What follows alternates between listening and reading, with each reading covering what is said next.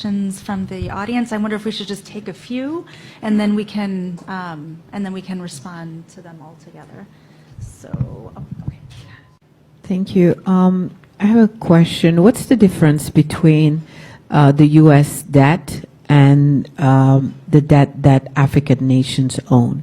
Because the U.S. debt doesn't keep the U.S. from being one of the leading powers of the world, but then African nations can't make it because of that debt that is strangling them. Should I talk? Okay. The first question is a very important question. What makes African and third world debt different from the American debt? Number one, America is never going to pay its debts. It doesn't have to. Its debts are in its own currency. We can simply print it. The African debt is not in its currency. The African debt is in U.S. dollars. Africa has to earn the U.S. dollars, and the only way it can earn the U.S. dollars is not to be assassinated for growing its own food and becoming independent and doing something that the United States does not like. The principle underlying the foundation of the World Bank, the International Bank for IBRD, research, the World Bank, is that no country should grow its own food. Africa and the third world should only grow export crops. To export, in order to have an oversupply of cocoa and other tropical raw materials, to keep down the price, they must buy their grain from the United States or Europe, so that if they do something that we don't like, we can do what America tried to do to China in the 60s. We can sanction them. We can say, we're going to starve you. We're going to not export any grain to you. So owing their foreign debt in dollars means that they have to somehow sell something that the United States wants, not what they want. I think the most evil organizations in the world today are the World Bank and the International Monetary Fund. And my book, Super Imperialism, that I wrote in 1972, is all about that. The largest purchasers of the book were the Defense Department and the CIA.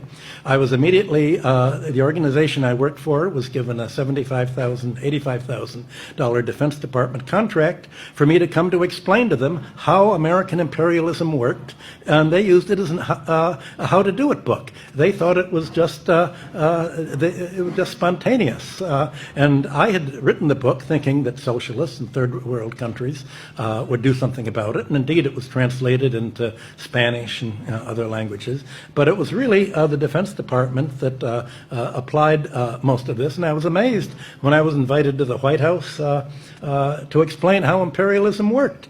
And my boss said, we've run rings around the British imperialists. This is how to do it. You make them owe the debts in your currency, not their own. You control their central bank and make them financially dependent on you, and then you've got a stranglehold for them. So certainly the third world countries should cancel the debts under the odious debt principle.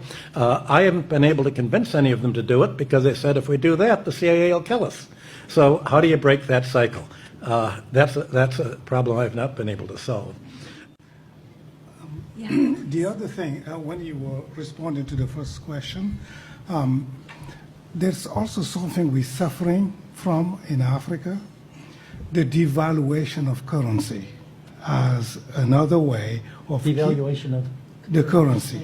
Oh, currency, yes. As a way of keeping us dependent continuously. That's a good point. When a country devalues a currency, what are they devaluing? Well, you know, there's a world price for grain, a world price for aluminum, a world price for raw materials. The only thing that they can really devalue is the price of their labor. So when Africa or Latin America or Greece is told to, or America is told to devalue the currency, what that means is pay labor less.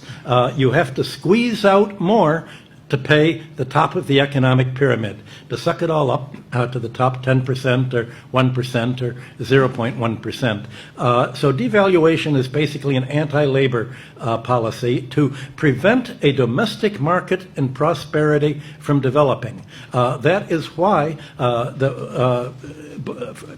China and Russia are saying, we don't want to be part of the dollar area. We want our own currency, and we'll only borrow in our own debt. Last time I went to China, it was a little annoying because they insisted in paying me in yuan, which all these little red bills that you have to go to a bank to turn in, and yet they said, well, we're following your advice. What do you complain about? So what could I do? It's a good idea, but at least they don't want any part of American sanctions.